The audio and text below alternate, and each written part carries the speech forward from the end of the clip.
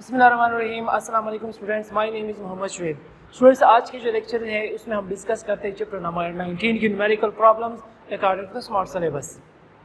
सो हमारे पास है numerical number 5। A photon is emitted from hydrogen atom which undergoes a transition from that n is equal to 3 state to the n is equal to 2 state. एक electron है जो कि transition कर रहा है थर्ड ऑर्बिट से second orbit पे आ रहा है। सो हमने क्या फाइंड आउट करना है? Calculate the energy, the wavelength and the frequency of the emitted photon। हमें पता है कि जब ये इलेक्ट्रॉन जो हायर एनर्जी लेवल से लोअर एनर्जी लेवल में आते हैं तो वहाँ पे एनर्जी जो है वो रिलीज हो रही होती है। सो वो एनर्जी हमने फाइंड आउट करनी है, उसका वेवलेंथ भी हमने फाइंड आउट करना होगा और जो हमारे पास इमिटेड फोटॉन है उसकी फ्रीक्वेंसी भी फाइंड आउट करनी होगी। नाउ गिवन डेटा है हमारे पास, हमें गिवन है values n is equal to 3। अच्छा, ये हमारे पास है p, ये गिवन है P is equal to 2 given है। अब हमने फाइंड आउट करना है एनर्जी, तो रिक्वायर्ड डेटा है option A energy find out करनी है, option B wavelength find out करना है, ऑप्शन सी हमने फ्रीक्वेंसी फाइंड आउट करनी है। ये तीन चीजें हम फाइंड आउट करते हैं। Now solution. अच्छा, हम सोल्यूशन की तरफ आते हैं। सोल्यूशन है हमारे पास ये energy, lambda and frequency. So first of all जो है हम लैम्डा की बात करते हैं कि लैम्डा किस चीज के बराबर है। फर्स्ट हम ऑप्शन बी की तरफ आते हैं।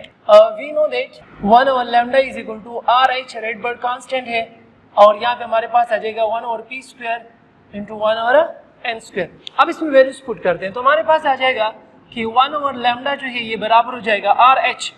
अब RH हमारे पास रेडबर्ग कांस्टेंट है तो यहाँ पे जो है इन कांस्टेंट की वैल्यूज में यहाँ पे लिख लेता हूँ कि RH जो है ये बराबर है 1.0974 मल्टीप्लाइड बाई 10 पावर 7 पर मीटर। सो ये वैल्यू जो हम यहाँ पे पुट करते हैं हमारे पास आ जाएगा 1.0974 multiplied by 10 power 7।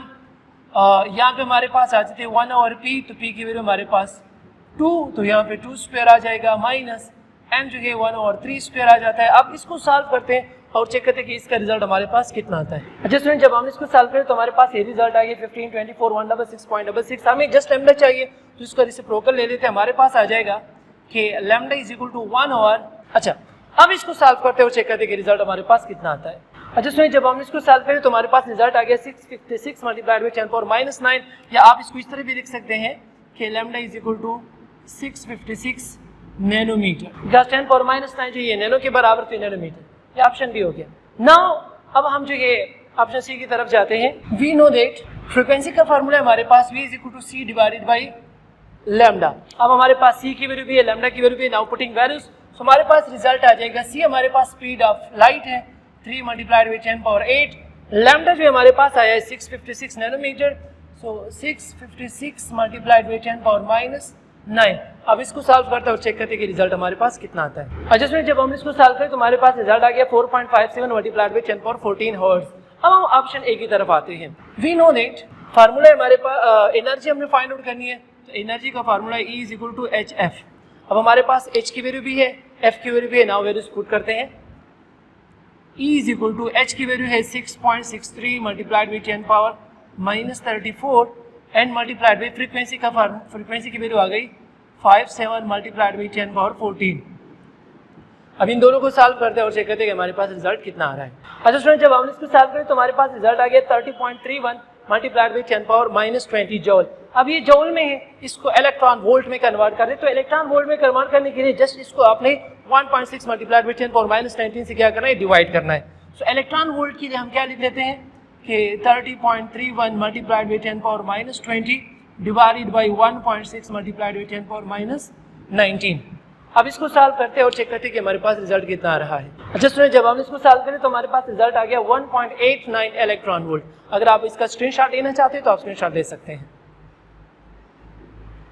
Numerical number 6 है, find the longest wavelength of light capable of ionising hydrogen atom.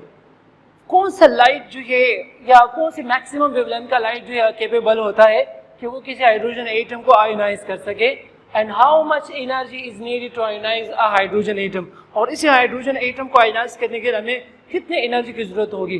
So wavelength हमने फाइंड आउट करना है, लॉन्गेस्ट वेवलेंथ, और हमने फाइंड आउट करना है एनर्जी। सो गिवन डेटा है हमारे पास, चूंकि हमें पता है हाइड्रोजन एटम तो फर्स्ट ऑर्बिट में होता है, तो हमारे पास p की वैल्यू हो जाएगी 1। अब लॉन्गेस्ट वेवलेंथ तभी होते हैं जब हम हाईएस्ट से या जो लास्ट वन ऑर्बिट होता है वहां से जब आ रहे होता है लाइट या इलेक्ट्रॉन जो वो फ्लो कर रहा होता है, मींस जंप करता है, तो उस टाइम जो वेवलेंथ होती है वो मैक्सिमम होती है। सो जो n की वैल्यू हो गया उसको हम यहाँ पे इन्फिनिटी देते हैं, क्योंकि कोई नंबर हो सकता है, कोई भी ऑर्बिट हो सकता है, तो यहाँ पे हम इनफाइनाइट दे देते हैं। इस क्वेश्चन में और टर्म्स यूज होते हैं h प्लैंक्स कांस्टेंट, तो इसकी वैल्यू यहाँ पे पहले से लिख लेते हैं 6.63 मल्टीप्लाइड विद 10⁻34 जूल सेकेंड। हमारे पास जो है RH रेडबर्ग कांस्टेंट जो है 1.0974 मल्टीप्लाइड विद 10⁻7 पर मीटर, और एक जो हमारे पास स्पीड ऑफ लाइट यूज होगी क्योंकि 3 मल्टीप्लाइड बाई 10⁻8 मीटर पर second.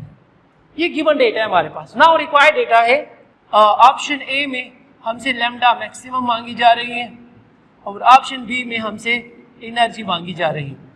Now solution, we know that option A की बात हम कर रहे हैं कि 1 ओवर लैम्डा मैक्सिमम जो है ये बराबर है RH, और यहाँ पे हो जाएगा 1 over P square minus 1 over n square. अब इसमें वैल्यूज पुट करते हैं, putting values we get that कि 1 ओवर लैम्डा मैक्सिमम ये हो जाएगा RH की वैल्यू जो है 1.0974 मल्टीप्लाइड बाई 10⁻7, 1 ओवर पी की वैल्यू तो 1 है तो 1 ओवर 1 स्क्वायर हो जाएगा माइनस 1 ओवर इन्फिनिटी स्क्वायर। अब यहाँ पे अगर हम देखें तो 1 ओवर इन्फिनिटी तो 0 के बराबर है, यहाँ पे जस्ट 1 आएगा, तो हमारे पास रिजल्ट आ जाएगा कि 1 ओवर लैम्डा मैक्सिमम जो है ये बराबर हो जाएगा 1.097 मल्टीप्लाइड बाई 10⁻7। अब हमें जस्ट लैम्डा मैक्सिमम चाहिए तो इसको जो है रेसिप्रोकल ले लेते हैं, हमारे पास रिजल्ट आ जाएगा कि लैम्डा मैक्सिमम जो है ये बराबर हो जाएगी 1 ओवर 1.0974 मल्टीप्लाइड बाई 10⁻7। अब इसको सॉल्व करते हैं और चेक करते हैं कि रिजल्ट कितना आता है। एडजस्टमेंट जब हमने इसको सॉल्व करें तो हमारे पास रिजल्ट आ गया lambda maximum equal to 91.1 multiplied by 10⁻9 metre, या अगर आप इसको जो 10⁻9 तो ये नैनो के बराबर तो ये nanometre. Now option B energy की तरफ आते हैं। वी नो दैट कि ई जो है ये बराबर है HF। अब फ्रीक्वेंसी तो हमारे पास नहीं है, तो frequency according to V is equal to F lambda, तो वहाँ पे हमारे पास F हो जाएगा V बाई लैम्डा, तो यहाँ पे V की जगह हमारे पास क्या है C, तो हमारे पास आ जाएगा H into C divided by lambda. अब यहाँ पे वैल्यूज पुट करते हैं, हमारे पास H की वैल्यू है, C की वैल्यू है, लैम्डा मैक्सिमम ऑलरेडी हम फाइंड आउट कर चुके हैं। Now putting values we get that कि E is equal to H की वैल्यू है 6.63 multiplied by 10⁻−34 multiplied by C की वैल्यू है 3 मल्टीप्लाइड बाई 10⁻8, और लैम्डा मैक्सिमम अभी हमने फाइंड आउट कर लिया 91.1 मल्टीप्लाइड बाई 10⁻−9। अब इसको सॉल्व करते हैं और चेक करते हैं कि इसके साथ हमारे पास रिजल्ट कितना आता है। अच्छा सुनिए, जब हमारे पास रिजल्ट आ गया तो ये 2.18 मल्टीप्लाइड बाई 10⁻18 जॉल।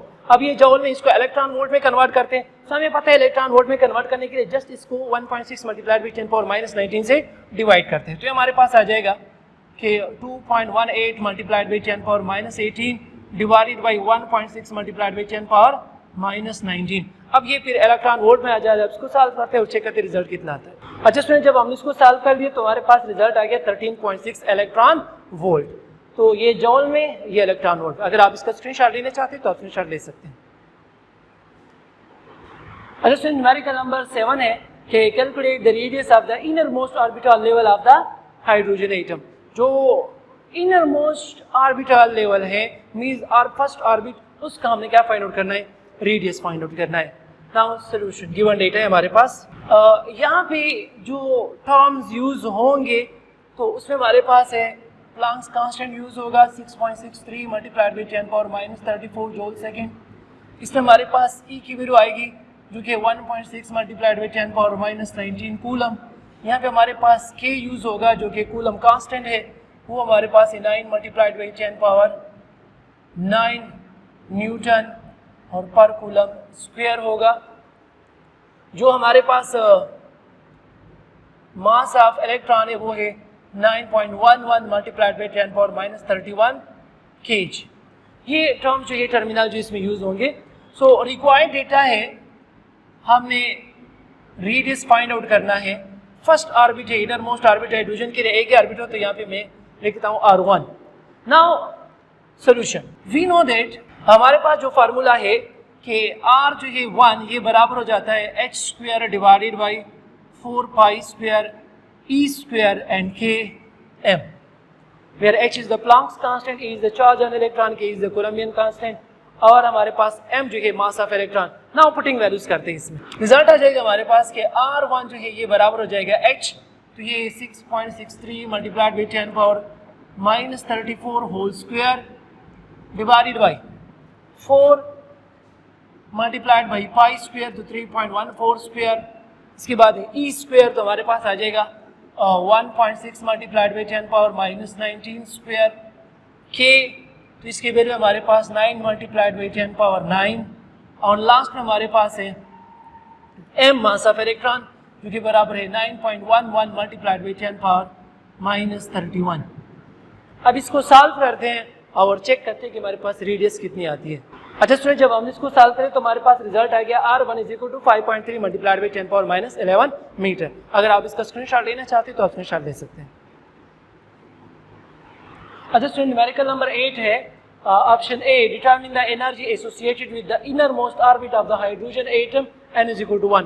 फर्स्ट ऑर्बिट के लिए हमने क्या फाइंड आउट करना है, एनर्जी फाइंड आउट करनी है। Determine the energy associated with the second orbit of the hydrogen atom, hydrogen atom के सेकंड ऑर्बिट पे हमारे पास कितनी एनर्जी होगी वो हमने फाइंड आउट करनी होगी। And what energy does an incoming photon possess to raise an electron from first orbit to the second allowed orbit of the hydrogen atom, और कितने अमाउंट ऑफ फोटॉन जो है वो एनर्जी का होगा, उस फोटॉन की एनर्जी होगी कि अगर हम उसको इलेक्ट्रॉन को दे दें तो वो फर्स्ट ऑर्बिट से सेकंड ऑर्बिट में चला जाता है। नाउ गिवन डेटा है हमारे पास, ऑप्शन ए के लिए हमारे पास है n is equal to 1 given है, ठीक है। सिमिलरली ऑप्शन बी के लिए जो है हमारे पास n इज इक्वल टू 2 है, ठीक।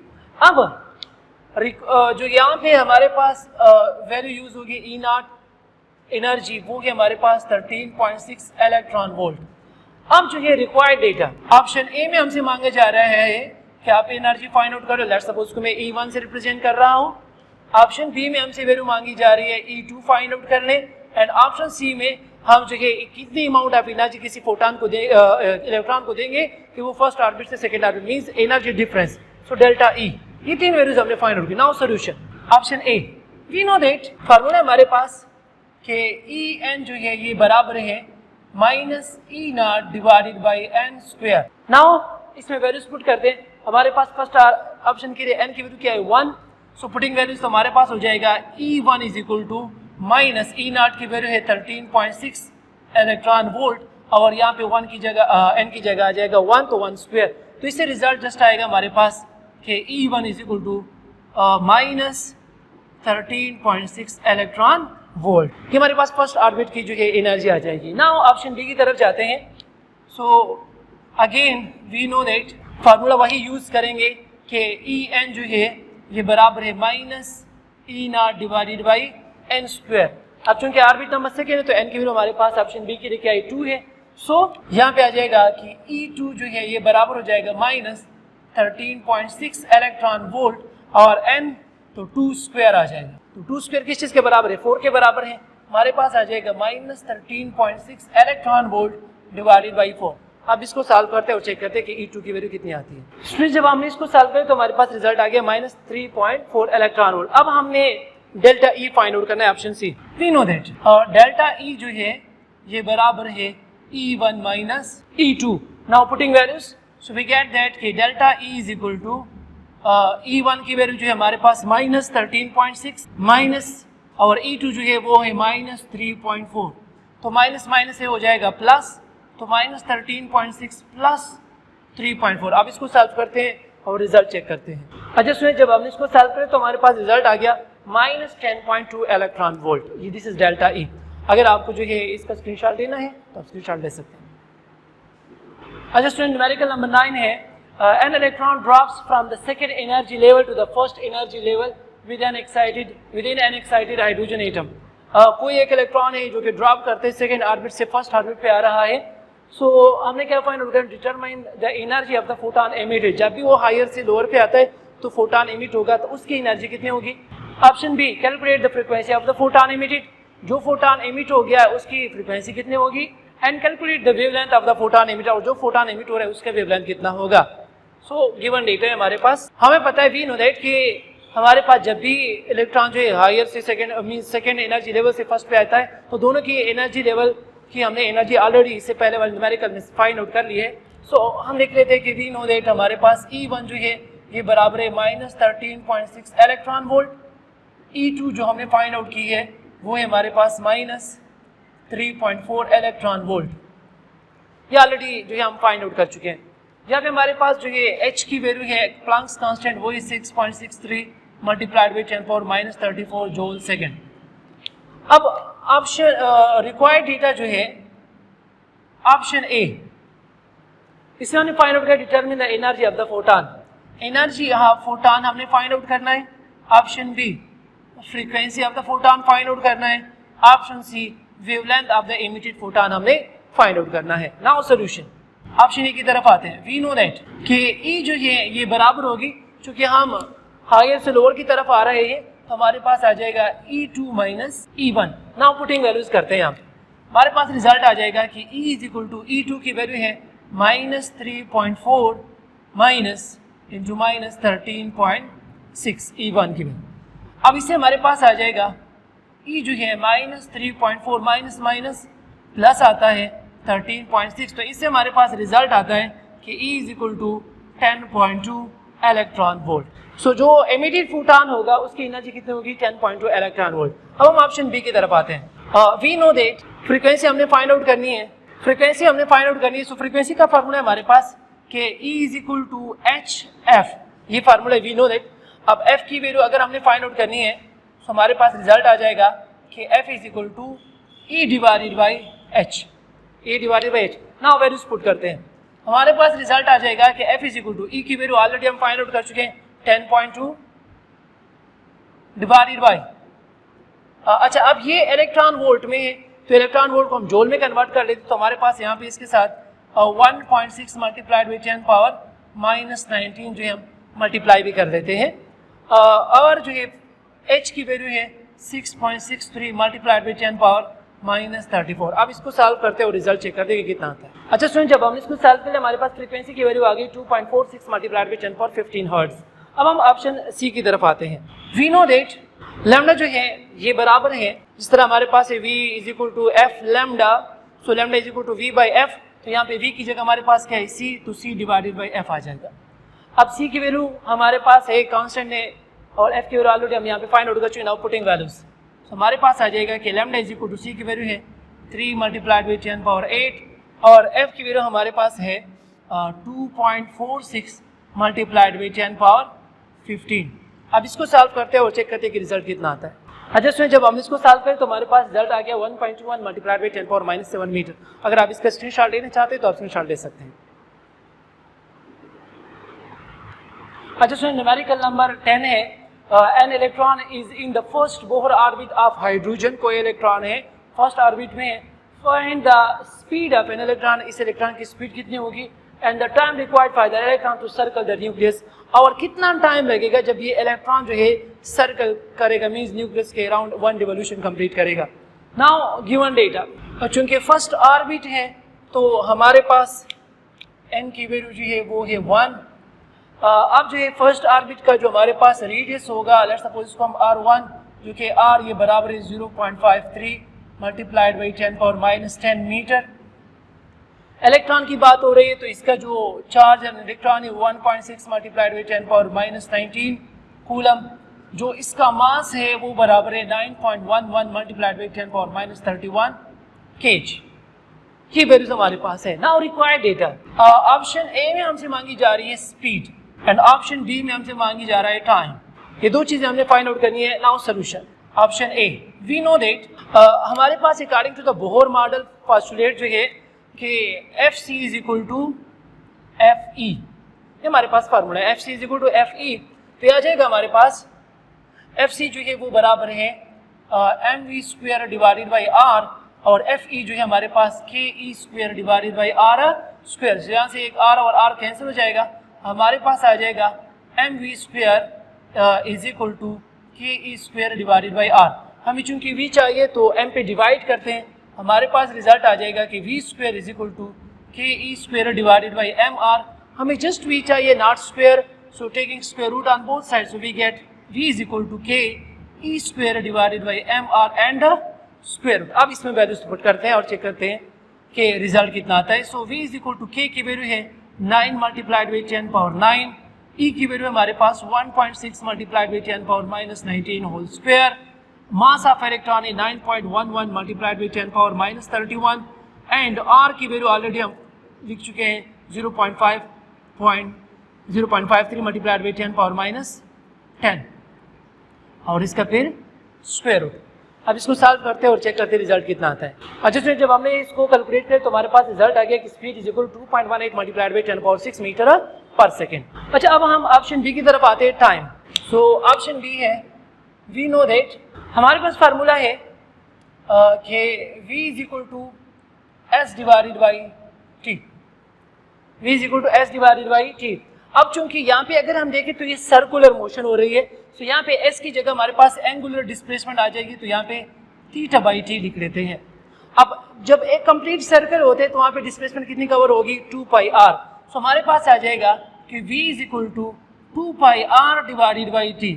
हमें चूंकि t चाहिए तो इसकी क्रॉस मल्टीप्लिकेशन कर लेते हैं, हमारे पास आ जाएगा 2 pi r divided by v। अब वैल्यूज पुट करते हैं, putting values, so we get that कि t is equal to 2 multiplied by 3.14 multiplied by r, जो कि 0.53 मल्टीप्लाइड बाई 10 पावर माइनस 10, और स्पीड ऑलरेडी यहाँ पे हम फाइंड आउट कर चुके हैं, जो कि 2.18 मल्टीप्लाइड बाई 10 पावर 6। अब इसको सॉल्व करते हैं और चेक करते हैं कि रिजल्ट कितना आता है। अच्छा स्टूडेंट, जब हम इसको सॉल्व करें तो हमारे पास रिजल्ट आ गया t is equal to 1.52 multiplied by 10 power minus 16 second. अगर आप इसका स्क्रीनशॉट लेना चाहते हैं तो स्क्रीनशॉट ले सकते हैं। होपफुली स्टूडेंट्स आपको जो न्यूमेरिकल की समझ आ चुकी होगी। Thank you so much.